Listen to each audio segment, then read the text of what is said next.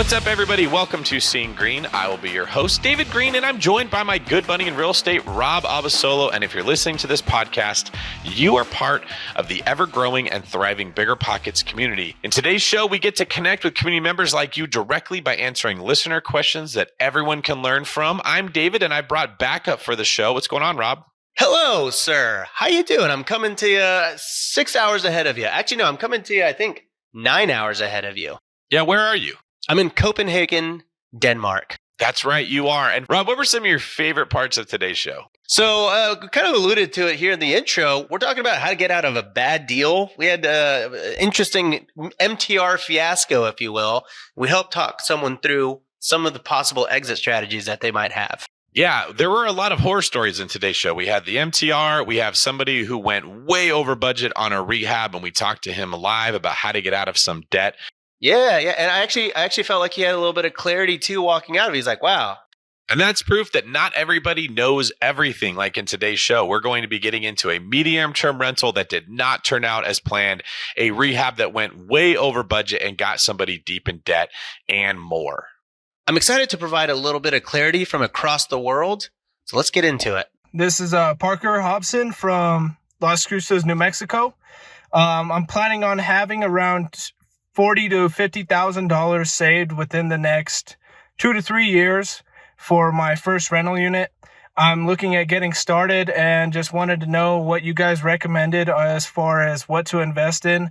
I was looking at buying maybe a duplex and paying a pretty good sized down payment for the initial part of it, and then using the rental income from that unit to be able to start paying it off and then eventually move into one of the units. I just want to know your guys' thoughts on that and whether or not that was something good I should do or what you guys think I should be starting out on. All right. I'm not gonna beat a dead horse on this one, give a long drawn out answer, some philosophical thing. I love it. This is great. I think a duplex is an awesome first investment for many reasons. One of them being what he alluded to at the end, which he said, hey, I might move into it and then basically rent the other half.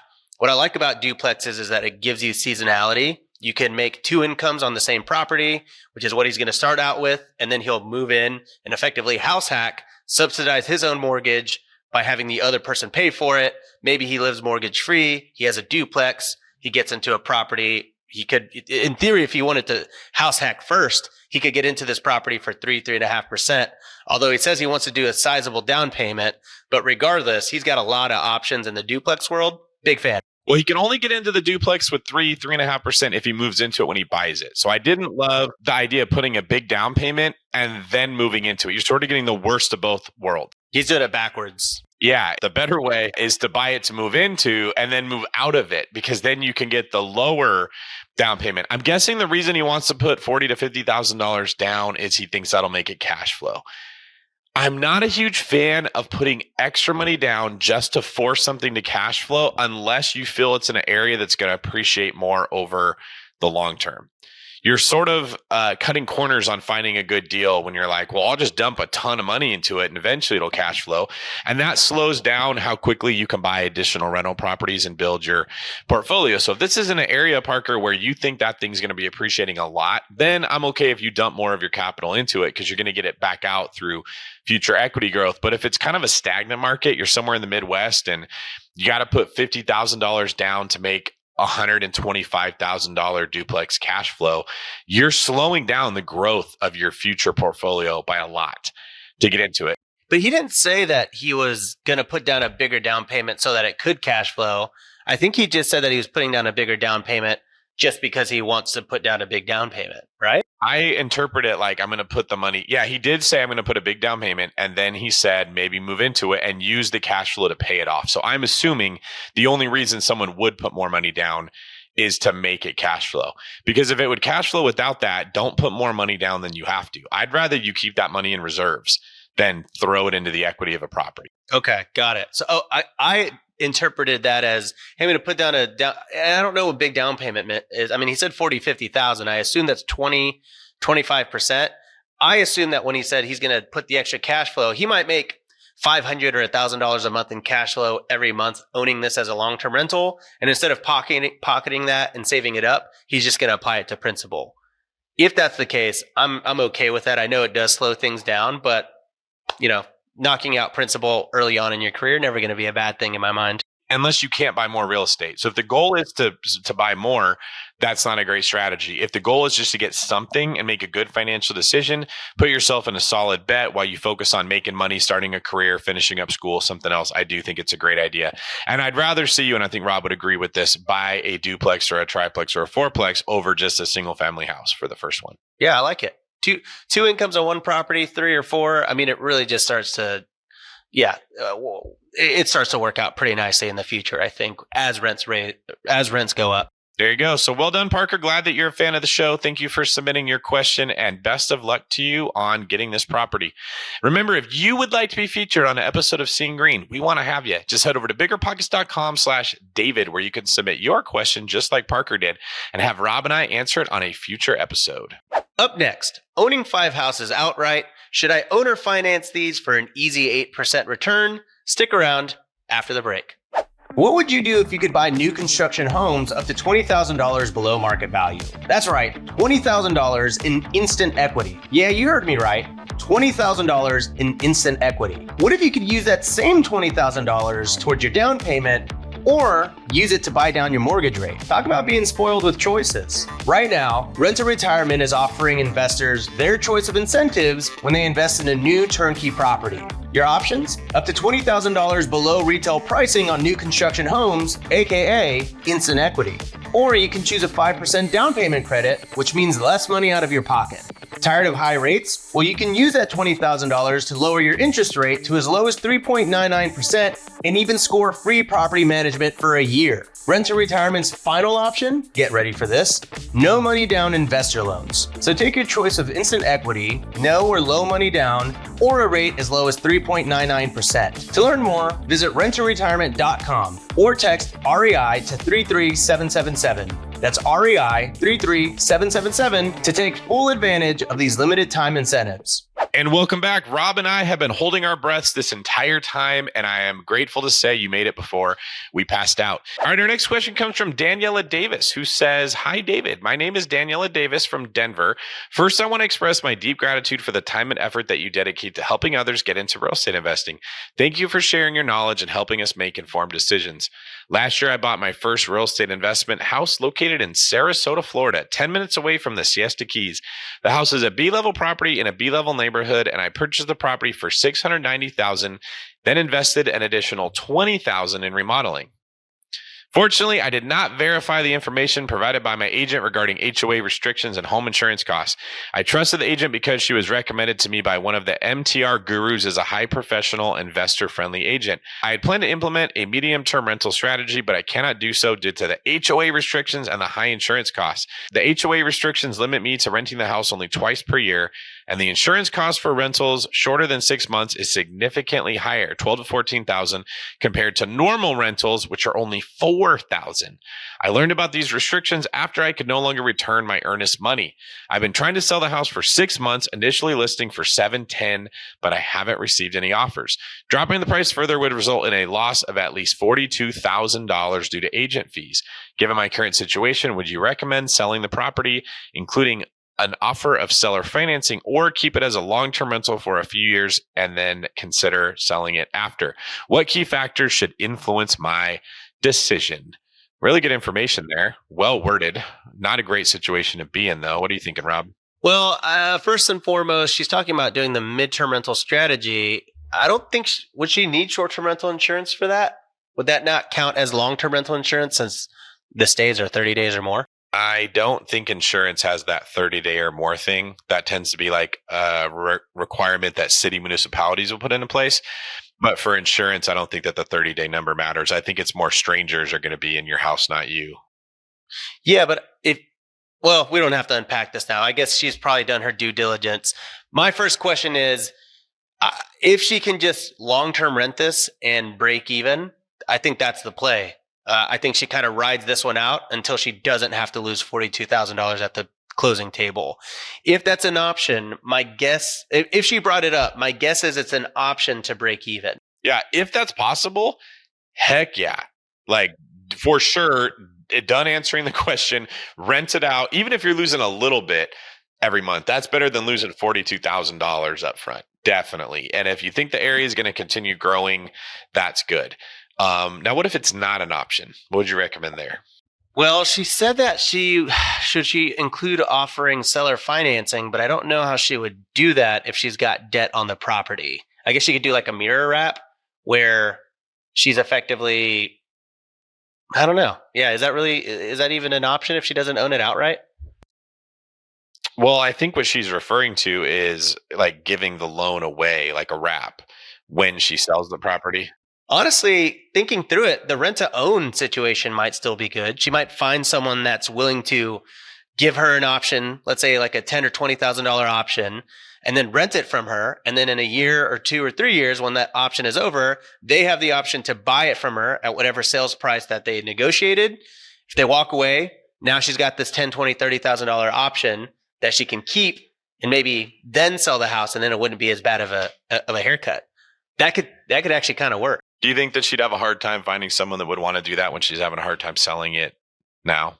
Not necessarily, because the renter might be really interested in buying it eventually, but just not right now. So they get to come and rent from her as a trial period. And if they end up really liking the property, they can pull the trigger on it once the lease or the option is over. Yeah, rent to own is an option if you're having a hard time selling. Renting it out to a straight tenant is an option if it would cash flow. My guess, I mean, I'm just thinking she paid $690. The rent would have to be so high to be able to make that thing cash flow. Like they'd have to be paying $5,500 a month or something, $6,000 a month maybe, unless her interest rate's like 2.8% or something. I'm guessing that's why this wasn't an option that she liked, is she's probably going to be losing money. And I would only recommend losing money as a long-term rental if you felt very confident it was going to appreciate. So when it comes to the key factors that should influence your decision, Miss Daniela, I'd say, can you lose that much money every month and be okay financially if you have to rent it out because you don't want to lose the $42,000? That's one thing. Can you get your former real estate agent to sell it at no commission because they didn't give you the information that you needed when you bought it? They didn't research the HOA. And you didn't realize that you couldn't do what you're wanting to do. This comes up so much with these HOAs, man. They really just screw up stuff so bad, and the packets are so long you got to read through. In general, it just isn't always wise to buy for investors to buy in HOAs. You know, it's so funny. Pace recently had a situation come up where the HOA wouldn't allow any rentals in it. You had to be an owner to live in the property. And so to his renters that would rent the property, he basically wrote up a contract where he gave the tenant like 0.001% ownership of the property so they could rent it. I wonder if she could pull any of that magic. I doubt it, but I thought that was pretty funny. So Daniela, that's one thing to consider. Can you take a loss? I'd ask the agent if they'd sell it for no commission to minimize the loss. If you had to sell it, you're probably going to have to drop the price if the property isn't selling. This sucks. Okay. However, you're in a situation where it's going to suck a lot, or it's going to suck a little, or it's going to suck a medium amount. There is no way to get out of this sucking. So if you're in a strong financial position, you can rent it out to a tenant, weather the storm, get appreciation. That's going to be your best case scenario. Yeah, and just to math it out really fast, right? So you're saying it's going to take a $42,000 loss. You're gonna lose that $42,000 in the worst case scenario. If you rent it as a long-term rental, and let's say that you lose $300 a month, well, that's only $3,000 a year. It would take you, 15 years. And that's assuming rents don't go up. Rents might go up. Yeah. So it would take you, 15 years or so before that same $42,000 loss actually hit. So if you can, like David said, if you can afford to basically have a hole in the canoe for a while to ride it out, I think that's probably going to be better than taking the $42,000 loss now if you can't afford it. Yep. And then just to spice things up a little, I do like Rob's idea. If you can find a tenant that wants to buy the property, you could say, hey, let's do a rent to own situation where you give me money for an option to buy it at a certain price in a couple years. And if they decide not to exercise it, you still collected your rent, and they probably took better care of the house than they normally would have because it might be their house. And if they decide to exercise it, well, you can get out of it without losing money. So I think that's probably your best bet. And thank you also, Danielle, for sharing this with us and our audience so that everyone everyone else hears. They're not crazy. This does happen to a lot of people. There's a lot of things that can go wrong in real estate investing, and we want to share that just as much as we share the wins. All right, moving into the next part of the show. This is where Rob and I go over comments from previous episodes that people left on YouTube, or sometimes we read reviews that people left on different podcast apps, or questions from the BiggerPockets forums. Our first comment comes from episode 965 from Black London Music, who says, the details shared in this episode, especially regarding how both David and Rob approach bank accounts, were most enlightening.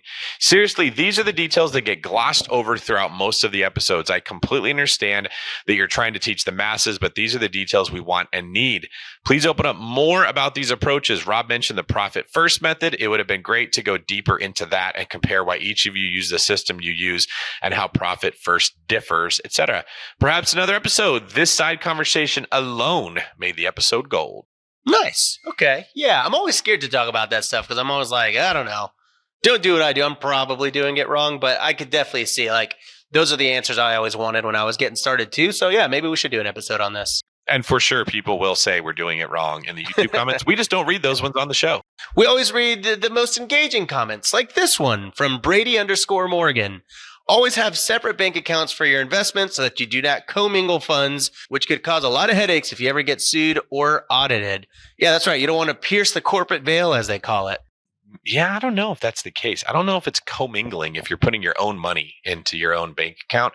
We'd probably need a CPA to break this down. The phrase commingle comes when you mix your money with a fiduciary's funds. So I put like a client's deposit in my bank account. I don't think it applies if you have two short-term rentals and you put the money in the same account.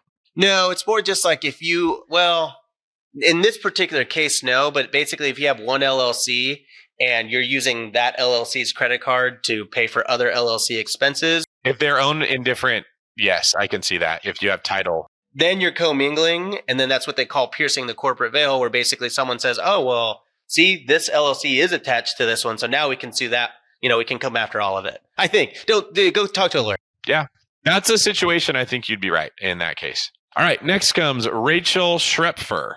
Thanks for the great info. I always love listening. In reference to not having to tell anyone with a sneaky FHA rental, we bought a duplex with an FHA and my husband's job took us out of the state a year later. The one thing I would have to disagree with is this. You will have to tell your insurance company, and that can hike your insurance premiums. You may also have to inform the township city, as we were notified we had to, which took away some of the tax benefits that we were receiving on our loan, such as the homestead credit.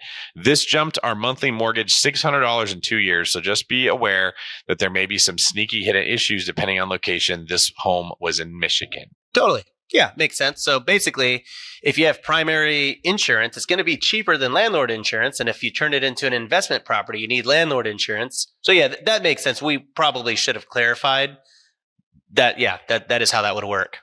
And losing your homestead exemption too. So this was in reference to if you buy a house with a primary residence loan, do you have to tell your lender if you rent out the property? And we said, no, you do not have to tell your lender, but you do still have to tell your insurance company, and you're going to have to tell the federal government when you do your taxes. And those were some of the things that made the house more expensive for Rachel here. Mario, welcome to Seeing Greene and BiggerPockets. I understand that you're a big fan. Thanks for being here with us today. Thank you for having me. I'm so excited to be on. Yes. First question. Are you often confused with Miles Morales as with the name Mario Morales? I've never heard that, actually. Wait, did you say Mario Bros?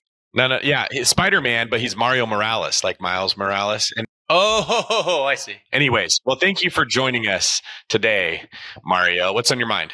Well, I currently have 3 properties, and the last one was a great deal, but I went over budget, and I had to take on about $100,000 in credit card debt to get to the finish line. And I've paid off about $40,000 so far using my side gig, a consulting gig that I have. And I've got about $64,000 left. So my question is if I should take property number 1 and take out money to pay off the debt or keep doing my side gig. My only concern about taking money out of my first property is that I also have a HELOC on it. So altogether, the debt on the property is $167,000 or so, plus $130,000 HELOC. It would still allow me to take out some money to pay this off, but I'm thinking if I should just do my side gig and just pay it off so that I can use that money in the future to either rehab a commercial unit that I have that's going to need it by next year. Or on my third property, I have a garden unit which needs to be rehabbed as well for about $50,000, and that will generate $1,500 in cash flow. So I'm thinking, should I just do a cash out refi, which I'm kind of concerned that I'll lose some great rates that I have? Should I just pay it off? Not sure. I think I know what to do, but I'm feeling like I might be missing something. Okay. Before we get into it, I want to ask you, why do you think your rehab went 100K over? Well, because it was a gut rehab and plumbing, electrical, labor. I knew it was going to go over, but I thought to myself, well, maybe this is just a sacrifice that I have to make because it'll pay off in a few years. And the property is valued at $600,000 now, and my mortgage is $334 plus the debt. So you're trying to, and the debt, you said it's valued at $334 plus the debt. The debt is $174. The debt is let's say $64,000 in credit card debt, because the HELOC for $130,000, some of it went to this, but I used some of it for my other property that I bought, so it didn't go completely there. Okay, so you want to pay off $64,000 in credit card, and you have a mortgage for $374 on a house valued at $650,000. Yes. So we have $350 in mortgage, $130 in a HELOC, and $64 in a credit card. Correct? Yes. All right, Rob, what are you thinking? So lots of things. So I guess first, let's start off with, you have a lot of debt stacked on this house. You basically have three forms of debt. You have your mortgage, you have your HELOC, you have your credit card. My first question is, if you were to cash out refi, how much of this debt could you consolidate into sort of like one bundle, if you will? I would be able to pay off the HELOC and the credit card debt and maybe have $40,000 left over. But, and it would bring me a cash flow of an extra $1,000 a month on all three properties. But I'll lose all my rates. I don't think I want to hear much more. Honestly, dude, I think having a triple debt stacked on a property like that, if you're on a credit card, you're never going to get out of that debt paying those minimum payments. If you're on a HELOC, the point of a HELOC is to use it to accelerate your real estate to the next thing. And if you're just stuck in this HELOC forever, you're not ever going to be able to use that HELOC to do anything else again. So I would rather you just kind of consolidate and move on to the next property versus paying like 3 different notes and just paying mostly interest on all 3 of those notes. What do you think, David? I think, Mario, when I hear your rationale, you're saying you don't want to lose that first position mortgage because the rate's good. But then you also got to think you have 2 adjustable rate mortgages on a HELOC and credit card debt that are both high rates. So if what's getting in the way is this blockage you've got, like, I don't want to lose my one good rate, you're losing one good rate to get a medium rate that's going to pay off 2 bad rates, right? So I wouldn't be looking at it like I don't want to refinance because I'll lose my rate, because you're also getting rid of 2 rates that could go up. You don't have as much control over the asset when you've got credit card debt and a HELOC that's on it. So I know it's cash flowing right now, but if rates go up again in the future, which I think they probably will, because I think that's the government's preferred way to try to fight inflation. I don't think inflation's going away. So while we're all hoping rates go down, I would plan they're probably going to creep up. That would be making me a little bit nervous. Have you thought about that?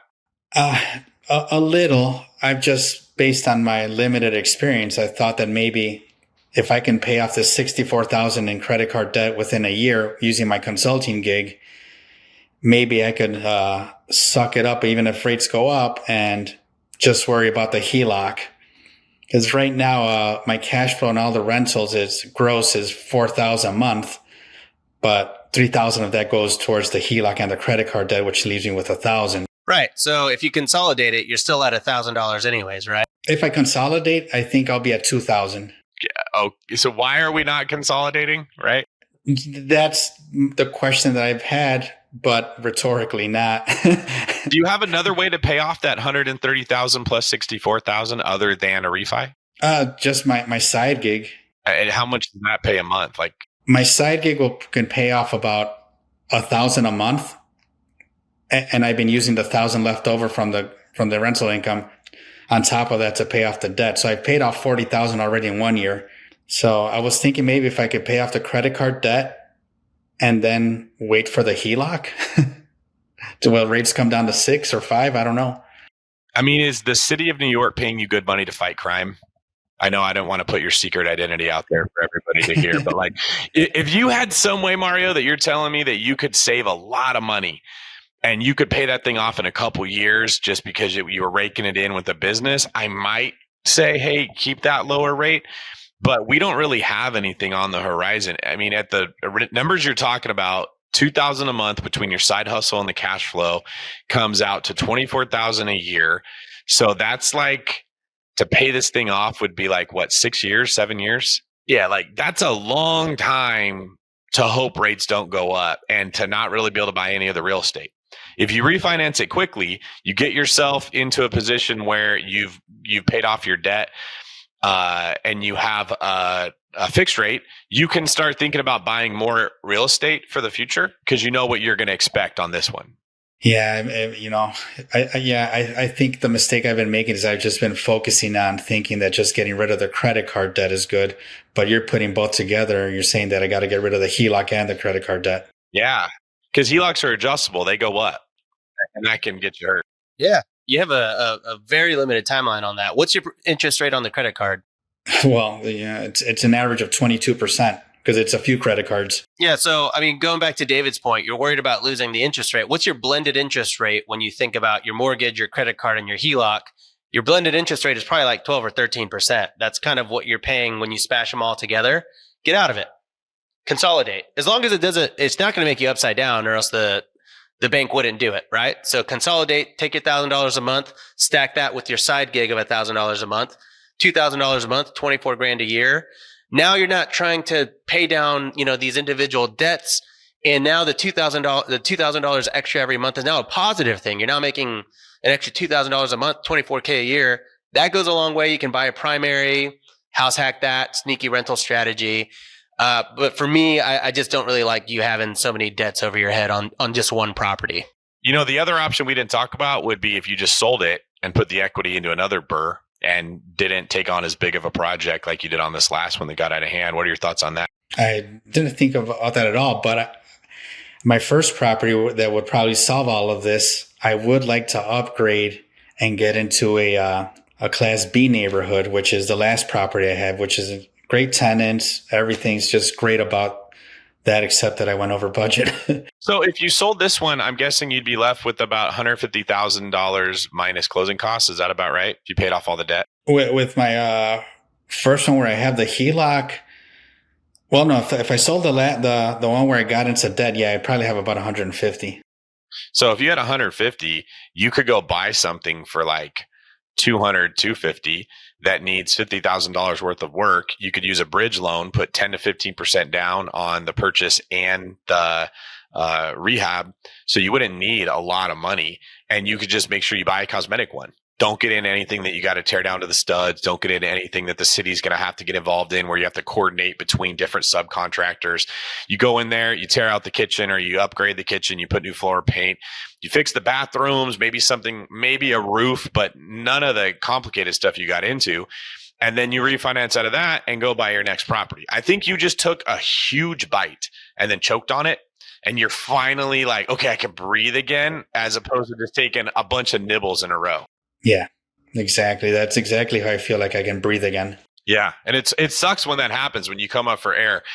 There's nothing that says that you can't just throw this thing up and get out from underneath it and you made some money and get into the next one and you learned a lesson not to go big on a new deal.